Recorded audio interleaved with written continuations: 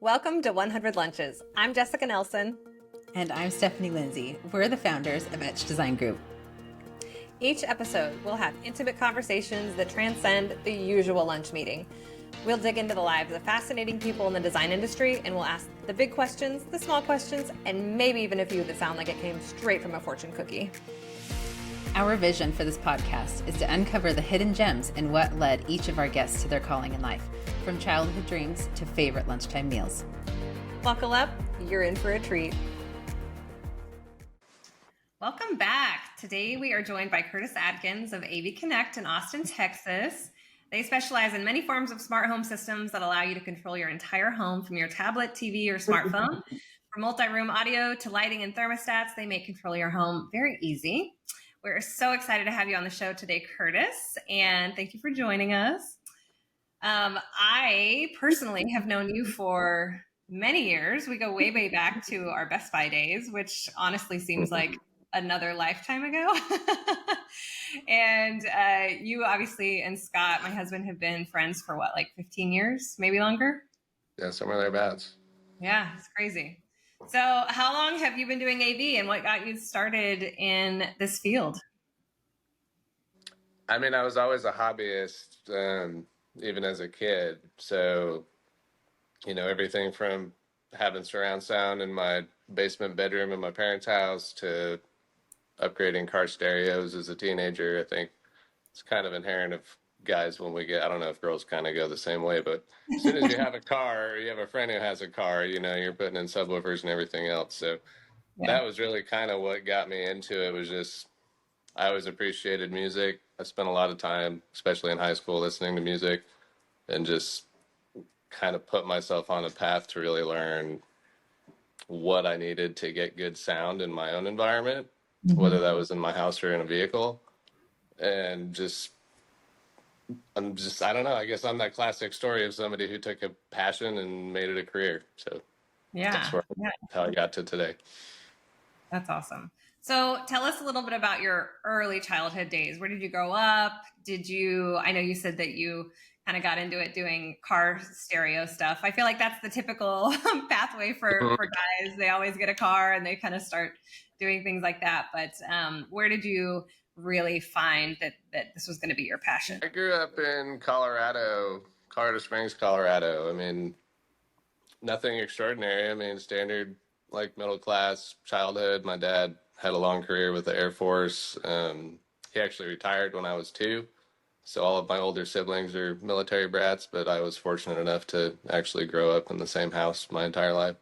But he still continued on and worked as a civilian for the Air Force. So I grew up with military base access and going to the Air Force Base swimming pool every summer. I'm pretty sure today it would be frowned on, but I was often dropped off at a swimming pool when I was 8 years old and left there all day. So, but yeah, I mean, it's obviously, Jessica, you know this, but I grew up playing soccer. That was always kind of a passion that I carried through and was very successful with that. But to your point with the hobbyist, I've always been a tinkerer, fabricator, one of those kids that would take things apart and put them back together and just want to know how things worked. So I was very much, self-taught when it came to, I guess I spent a lot of time at Radio Shack.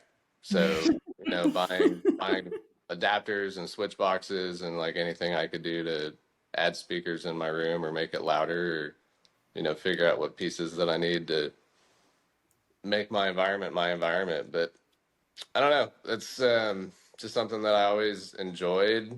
I mean, movies have always been a big thing. I think that's part of how I got to today too. So even falling back to childhood, but I had a Blu-ray player when I was 16, like before there was digital, not Blu-ray, I guess back then it was a DVD player, but before the days of digital audio. So even just having to figure out like the speaker channels and how to connect that and get the amplification and everything to actually have surround sound in my bedroom. But I would take, I'd get rewarded for good grades, right? So when my dad asked me what I wanted, it was usually some type of electronics.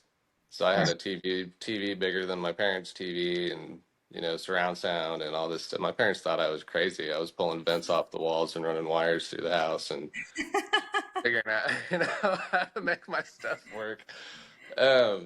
And I think car audio is really what kind of got me on the path. Aside from tinkering in my bedroom, I just always liked fabrication. I really kind of committed myself to working at the best custom shop in the town that I grew up in.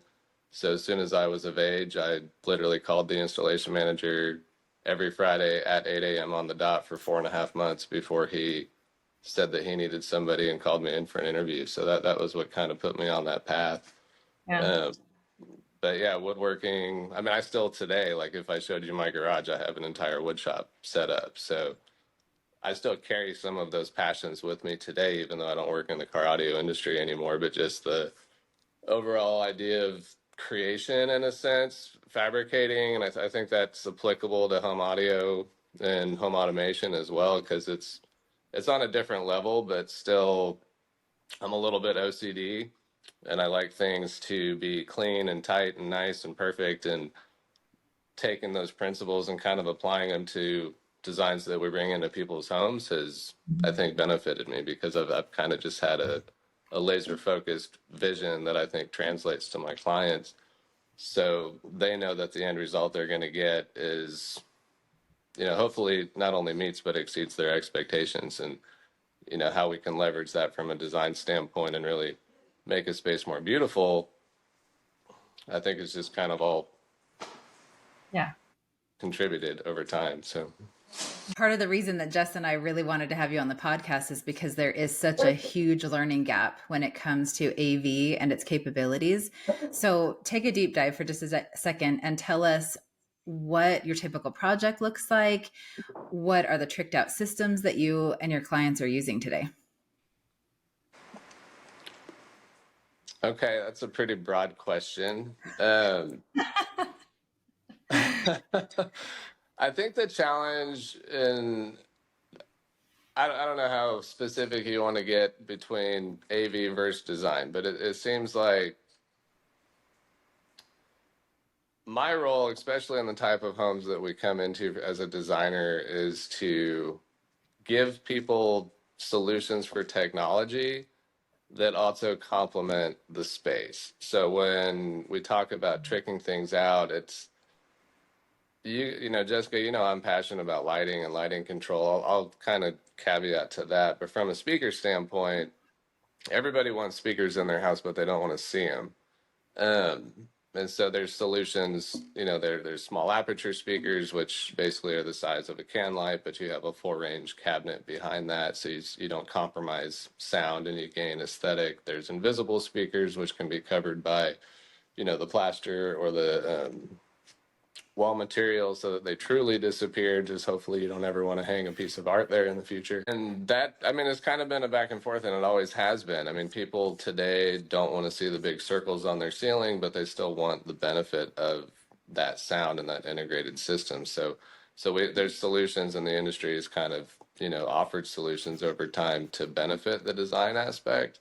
And then from lighting, I mean, I one of my favorite terms is wall acne. So you talking about, everybody's seen light switches, 4, 5, 6 light switches in a house. I mean, heaven forbid, but I've been in houses where there was 4 stacked on 3, and just it clutters the space. It distracts you. Well, it distracts me. It probably doesn't distract everybody. But converting that over, especially in new construction, but the ability to just put like a super clean control keypad and centralize the lighting has always been a benefit, just to get that minimalist look on the wall and make the technology easier to use. I mean, it's people that haven't had a lighting control system seem to always struggle with the idea of a keypad in scenes because everybody doesn't want to give up that natural tendency to just go turn a light on and off. And I've had that conversation with clients many and many times. Like, oh, my wife just wants a light switch. And I'm like, she might just want a light switch, but once people live with it and have it, AV is fun. AV is how I got into this. Over time, and even my own wife included, like lighting is her favorite part of our house, like lighting control. And I think it's one of the most commonly overlooked aspects of designing a home and how it can really benefit people. And once they have it, I mean, the power to just go push a button and completely transform a space is just awesome. Mm-hmm. And over the last probably 4 years, that to me has evolved into actual lighting design in terms of like fixtures and placement. And, I've gone through lighting design courses and worked with lighting designers on many projects. And when you bring lighting design into the equation, it's just a whole other level. And it kind of makes me sad on some hands because we work in all these really expensive homes that are being built, and you ask if they have a lighting designer, and they're like, no, my architects, just architects build plans to get permits, like they're not putting thought into it. No Sure. offense to you guys, but interior designers do a lot of lighting plans. um, but what you gain by having an actual certified ALA lighting designer in the space, or at least intelligent fixture placement, is what we call it if you're not bringing a lighting designer in. Mm-hmm. um, it's awesome, and it's kind of fueled a new passion for me. I mean, I've been in this industry for over 20 years, and lighting's kind of just given me something else that I can be excited about. And it kind of has that same wow factor as when people turn their speakers on and they're like, oh my God, this is awesome. I have sound everywhere. It's a Yeah. very similar reaction when they can transform their space using light. So Mm-hmm. I don't know if that answered your question, but Yeah. Well, and I think you mentioned the wall acne that sticks out in my mind. Kind of hard to oh yeah. forget that term.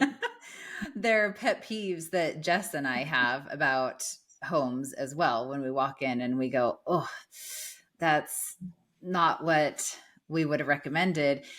And so it's interesting that every facet of the industry has that, because you're going to notice things that maybe no one else notices. And Mm-hmm. even having just that one panel, what you didn't talk about is how you can now run everything in your home from your phone. Yep. So you can have that panel on the wall, but then how does that translate to a remote device? You can, from your iPad or your phone, what can you control from that? Today, everything. I mean, really, that's, I've been in the industry long. I've been a part of it, right? I remember when they initially coined the term IoT, which is the Internet of Things. And back then it was like, oh, the IoT is coming, the IoT is coming. Well, we're very much in it today. I mean, you have an app for your phone that'll tell you when your groceries have depleted and populate a grocery list for you, right? Like you have an app for your stove where you can preheat it on your way home to bake a casserole or whatever. An app for your hot tub, an app for your Ring doorbell. I mean, it's literally, we're there. I mean, anything that people have an interface with today, there's an app for it. Mm-hmm. So in my business, control systems used to be that solution. It was like, how do we provide something to the customer where they can control their security system and their hot tub and their HVAC and their speakers and their TVs? And that was really the whole mentality of what a control system is and what it can do. Mm-hmm. And the conversation today with my clients is a little bit different. It's not, we need this control system so that you can actually control everything, and then we would have hardwired connections and serial control, because back then network wasn't a thing to all of these devices. You had to have these control system solutions. So the conversation is a little bit different today, because it's more like, well, do you want to have 9 apps on your phone, or do you want one app on your phone? Or you're still going to have all these apps, but do you want one that's going to control the other 10? Yeah. So it's kind of created a little bit of it's a little harder to explain to clients in that sense. But I always give them that option. And to your point, yeah, what can you control with your phone today? Everything. And your phone also can set up geofencing. So your network recognizes when you get to your house. And now those apps trigger events just based on you showing up, like without even touching an app. Yeah. So it's really It's pretty changed the incredible. industry. Yeah, I mean, it is incredible, and it's changed the industry. I think some way, mostly for good, maybe some ways not for good, but all in all, it's allowed people a completely different experience with their home. It's also affected us in terms of DIY, because now, people can get an Alexa and they can go buy some Lutron dimmers at Home Depot and put it in themselves, and they'll have voice control and they'll have an app, Not to the same level as a custom design system, but it's created a whole other market for the end user in kind of more of the DIY scenarios. Well, and in Yeah. those cases, they're educating themselves. How often do you feel like you're educating clients? And on the flip side, how often does a client come to you and already know what they want? I'm always educating clients and they never know what they want. Okay. You said that pretty definitively too. Yeah, I think they have a good idea of what they want, but the education is a big part of that. And it's funny you even asked that question because I've told my clients forever, like I don't consider myself a salesperson. I consider myself an educator. Like my whole Mhm. role is to allow them to make an educated decision. And so the better I can present options, it's like I said, that's really how I see myself is just as an educator and there to help kind of guide them on the path. Um, if you consider all of us buy vehicles at some point, how much time and research do you put into buying a car? I mean, some people are just brand specific. Like, I don't know if Jessica will ever have anything other than a Denali. Um, but, She's gone uh, through a few different options yeah, though throughout the years. Always yeah. white. It's always tan interior. That's That's right. what I That's like. right. So you're an exception to the rule. But for example, look at the EV market today. Like, if you were to go buy an EV today, you know nothing about them other than they're an electric car. So Mhm. you would probably have to do a lot of research on your own. There's not somebody that you can go talk to that's going to, differentiate the Volvo from any other brand that's out there in our industry that you could do that as well, but people don't want to. So that's kind of why they bring us to the table. And but it's the same thing. I mean, there's thousands of speaker manufacturers. There's several control system options, and it's our role. I feel like, or my role anyway, at least to just listen to the client because, like I said, they do know what they want. They have an idea of what they want. They just don't necessarily know how to get there and then Right. what it's going to look like once it's completed. And so that's kind of where we fit in is painting that picture, laying those options out, and helping them, create their vision, but in a more tangible way. Sure. So, how do you, being that there are so many options out there of brands and different types of automation, how do you stay current in your field? Because I feel like that's such a broad market. And what do you do to make sure that you're offering your clients kind of the state of the art things and that you're staying knowledgeable about it all? I mean, from a high level, attending industry expos, Mm-hmm. their CEDIA every year is like our big one for the custom integration industry. Um, we locally every year have a Tola Expo that they do in Dallas, which is kind of like a miniature CEDIA. So Mm-hmm. that on the high level, just spending 3 days walking around a convention center talking to manufacturers and pulling on the ears of your account representatives to get the new from them. Sure. Um, on a base level, magazines, right? I mean, Sound and Vision, Custom Integration Magazine, Home Theater Magazine, um, kind of gives you a broader, just kind of industry look of what's going on. I actually leverage some of the information I get in there for determining how we like pay employees because they do, national averages for different pay positions in my industry. So there's those types of resources, I guess. But as we've built our company, we've been fortunate to narrow down the brands that we sell. I don't know if it's probably not much point in me going into why we chose those brands, but of the thousands, I sell less. I still have access to more than I probably need to. Sure. But a lot of it's technology driven and a lot of it's solution driven. Um, but we've kind of focused in on the brands that we sell from a quality and sound level, but also from a technology standpoint. So those solutions like invisible speakers, I sell Sonance's invisible speakers because they sound really good. I don't sell any of their other products per se unless I have to. Um, but even choosing certain manufacturers because they offer one solution that's better than maybe others do, that's kind of how we've put our own brand offerings together, because I don't want to walk into a client's home and not have a solution for something that they want.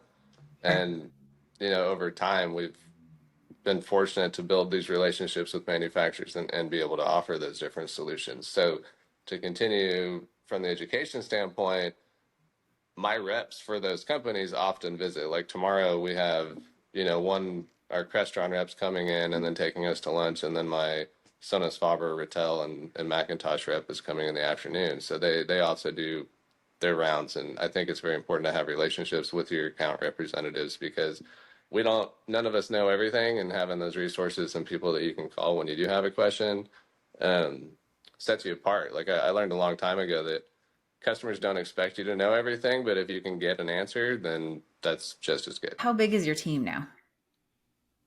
There's 12 of us. Okay. And it's obvious that you're passionate about this and that this has been a part of your life from a very young age. And how lucky are you that you found a passion so early on? That's so awesome. Is there anything you don't like about your job? I mean, well, what's funny is I have to look at it two different ways, because I look at it from like why I got in the industry and then what my role is today. So there's Mhm. things today that I don't like about my job, sure. Um, I've, I actually just kind of told this story with my team last week when we were talking about kind of why we do what we do. But my passion back in the day, and very much back then, it was mostly home theater. Like we were doing distributed audio. We weren't, necessarily doing all these like big control systems. But after I was done, literally handing a remote to the client and having them, I'll date myself a little bit, but like having them play a scene from The Matrix and just watching them be blown away, right? Like that to me was why I did it. I was Yeah. like, it's the excitement. I always joked that I was like, basically we were Santa Claus bringing Christmas home to the parents. You know what I mean? It's like this is their Christmas, Yeah. because it's an investment and people buy this stuff. And so when you get to see how excited they were to like see that end result, like to me that was always the payoff. Yeah. Um, Today I don't get to do that really, because I'm not installing hardly ever. So I've talked to my guys about that, and I guess what I get out of it today is the growth of the company and being able to provide for the people that work for us. Mhm. And then I guess what I don't like about my job has to do with that. It's the management level, having to let employees go and have performance conversations and deal with other people that might not do things at the same level that you do or that you expect them to do. And it's tough. Like sometimes it can be challenging, especially for somebody like me who's probably very much a perfectionist. My guys, I grew up with a lot of constructive criticism, and I've learned over the years that not everybody reacts well to constructive criticism. So definitely frayed some feathers with some employees over time. But I've grown from that, and it's trying to get your own passion to like show through other people and get them to deliver at that level is probably the biggest challenge that I have in my role today. And but yeah, that's the part of it that I don't like. To switch gears for a second and be a little bit more lighthearted, Stephen Colbert has a series of questions that he asks guests Oh yeah, yeah, sometimes. yeah. I've seen Have you this. seen this? Yeah. Okay. So we took the concept and we altered it just a bit. So we have 15 questions we want to ask you speed round. Okay. All right. If you could have one superpower, what would it be? Oh, this just came up the other day. I was torn between flying and invisibility. I think I would lean more towards flying. Okay. What's the best sandwich? The best sandwich. I really like sandwiches, so that's a tough question. I mean, I'll go for a local. I think the nata chicken from Thundercloud is on point. I had hummus, Okay. but yeah. Okay. We're going to have to try that, Jess. Okay. What's what's one thing you own that you really should throw out? that I really should throw out. I'm not one that really keeps a lot of stuff that should be thrown out. I'm literally looking around my house. Oh, that's tough because I kind of purge every few years, so I don't know that I have something that I should throw out today. Okay, that's good. What's the scariest animal? The scariest animal? Can I steal the Nicolas Cage answer from Of Stephen course. Colbert and say the centipede? Oh, yeah. They're terrifying. I think my son Apples would agree are with you on that. apples or oranges? Oranges all day. Have you ever asked someone for their autograph? Personally, no. What's your favorite action movie? I don't know that I have a favorite action movie. I don't know that I could put my thumb on one. Is there another movie question, or is this the only movie question? That's the only one. I Okay, mean, how we about just favorite I would movie? just say my favorite. Well, no, because I would just say my favorite movie is Pulp Fiction. And Okay. I wouldn't call it an action movie, but Okay, I'll Okay, accept we'll that. change the question for you. Yeah, we'll accept that. okay. Okay, if flying wasn't your superpower and you had to fly in a plane, would you choose aisle or window? Always aisle. I'm tall. Ah. I can't tell you how many times my foot has almost been run over by the drink cart because Oh, I have one leg. if you were going to live on a desert island but could only take one thing with you, what would it be? My wife. Good answer. Aw, that's a great answer. Heidi would be You could very have happy to hear that. if you could have dinner with any three people, dead or alive, who would it be and why? Wow. That's not an easy question. Any three people, you said dead or alive? Mm. Yep. I mean, the What's one your name that came to mind would be Barack Obama. I don't know about the other two. We can do one. Who would be at dinner with you and Brock? Probably Michelle Obama, Heidi, my wife. Just your wives. Yeah. So there's your three right there. Okay, that's fair. You, Brock, and your wives. And you said why? I mean, this is not a political thing by any means. I don't know. I mean, he's always just been somebody that to me has been somewhat captivating. His story is very powerful, and I just feel like he's a very wise person. And it's like, I wouldn't even want to talk to him about politics. I would, even though that's where he has spent his life, right? Like, he just seems like somebody that would be really cool to get to know. Yeah, I could see that totally. He and his wife are both captivating. For sure. What's your favorite smell? Favorite smell? Oh my gosh. I don't know. I mean, honestly, I don't even know what it's called, but my wife uses some kind of perfume and like she gets up before I do. And so when I go to take a shower in the morning, like and walk by her vanity, it kind of has that smell of her having gotten ready before she went to work. And that's probably one of my favorite things. What's your least favorite smell? I mean, I don't know. All of us know when things are stinky. I don't think any of them are enjoyable, right? So it's just more of any stinky smell. I don't know. I don't know this one thing specifically. What's the most used app on your phone? From an app standpoint, probably messaging. Is that not like the lamest answer that I could give you? It's true. Most used. I mean, I have, especially running a business, like I'm like always texting people. It seems like that just never stops. Mm-hmm. Can relate to that. Cats or dogs? Dogs. Describe the rest of your life in 5 words. Describe the rest of my life in 5 words. I guess, let's see. I'm just going to try to go through. I would say love, passion, traveling, friendships, and new experiences. Like that's 2 words. Experiences. Take the new off of that.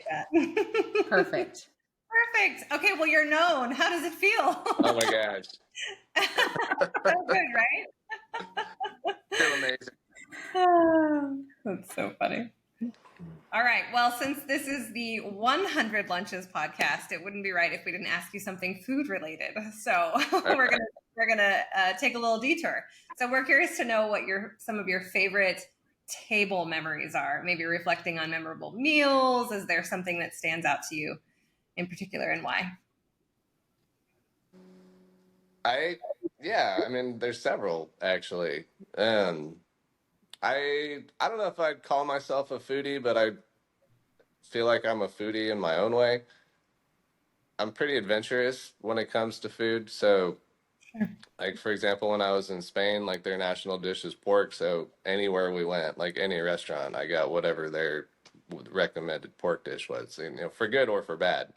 Sure. Um, but I just, you know, saw value in tasting all the pork I could in Spain. Um, you know, we go to Vegas quite a bit, and we're always looking and seeking out new restaurants. I like doing chef's tasting menus, and we've learned that Heidi's not really as adventurous as I am. So I end up eating off of her plate a lot of times when depending on the course that comes around. But I really enjoy that kind of stuff. Just the overall experience. You know, anybody can go to a high end steakhouse and expect to get a good steak, but I kind of like being a little bit more adventurous with food, and I'm willing to try things. I won't try everything, but Yeah. I'm willing to try new things for sure. I love that. When when we went to Spain, we were not that adventurous. I was Like, pregnant at the time, so I was not willing to step out of my comfort zone. So I appreciate that about you.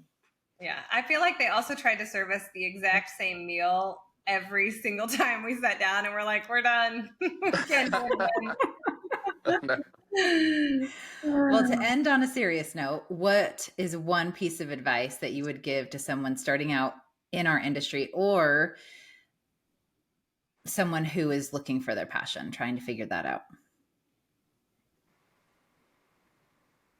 Well, that's kind of two questions. I mean, anybody starting out, I think Jessica kind of hit it earlier when she talked about how all of us kind of started in the field and we got to where we are today because we're good at what we do. All of us had passion. Like we wanted to excel, and we wanted to use those experiences to grow and further ourselves. So I would say just do your best. I mean, there's a lot of apathy, especially with the new generations coming in, and not as much drive. I see the one of the biggest challenges that we face with employees, and not just me, but you know, my wife's in HR and talks about it as well. But there's doers, and then there's followers in a sense. Like there's people that self initiate their actions and can kind of see the bigger picture and act on that, and then there's other people that need to be given task lists. I would say my advice would be try to be the people that are self motivated and try to see that bigger picture and take initiative and drive, because you're going to succeed so much faster than somebody who has to be told what to do all the time. And they could be great at their job, Mhm. but always needing somebody to task them can be cumbersome on both sides. Um, and then what was the second half of the question? I think you answered it, even though it was specific to. It was how to find passions. You know, the Mhm. same. I'll give the same advice that I give to my own child. Try everything you can. Yeah. If you think you like something, try it. And you might not like Mhm. it, but at least you tried it. Because and Mhm. I actually had a kid stop me randomly, total stranger. I was walking through a hotel, and it was like the security, you know, making sure you had your room key. And he was a young kid, and I just walked by, and he was like, "Hey, what do you do for a living?" And I was like, "What? Like you're supposed to be checking?" Like it totally caught me off guard. And so I kind of stopped, and I was like, "What? What do you mean?" And he's like, "Well, you just look really well put together. So I just want to know what you do for a living." And so I told him what I did, and he was like, "Wow, man, I just don't know what to do, man. I'm just trying to figure it out." And I told him the same thing. I was like, "Read books, read Yeah. about anything you're interested in, and hopefully that passion finds you." But I was very fortunate that I had a passion early on and was able to just kind of dig my heels in and make it work for myself. But a lot of kids today don't. Like they have no idea. And I think the more you can get your feelers out there and try things, the better chance. Like it's like they all want to be told what their passion should be, but it doesn't work like that. Yeah. Well, I mean, we're raising our children in the age of, technology where it's phones and computers, and so they're down here instead of out there. Yeah. And, they're not finding what excites them because they're stuck in, video games and Yeah. YouTube land. Exactly. Well, and when they look for an answer, they get it immediately. All you have to do Yep. is, I'm the same way. Go to Google. I haven't experienced this before. I'm going to ask it a question. It's going to give me an answer immediately. And so to wait to figure out your passion can be frustrating sometimes because we're used to getting immediate answers whenever we want them. Yeah. Yeah, it's very true. Wasn't like that when we grew up. I mean, even ordering things, my Lord, my son thinks if I place an order on my phone, it's going to be here in 5 minutes. And I'm like, no. I mean, it at least takes a couple hours, Cameron. But I mean, we didn't grow up in that age, you waited and waited and such a different world. Such a different world. Anyways, well, thank you so much. Yeah, thank you so much for coming on today and sharing a little bit about your story with us. If our listeners want to get in touch with you, what is the best way for them to reach out? AV Connect, avconnectaustin.com. You can fill out a jot form there that we'll receive, or the office line is 5. Amazing. Thank you so much. It's been great to have you. Yeah, thanks, guys. Yeah, until next time. Thank you. Thank you. Cheers. As we wrap up an inspiring episode of 100 Lunches, we want to extend our gratitude to our incredible guest today, Kurtis Adkins. Thank you again for sharing your story with us and bringing a piece of your world to our virtual lunch table. I loved hearing his perspective and how he views himself as an educator instead of a salesman. And I hope that we all took note of that and use that in our own fields. Until next time, stay curious, keep dreaming big, and remember, the best conversations are always better with a side of something delicious.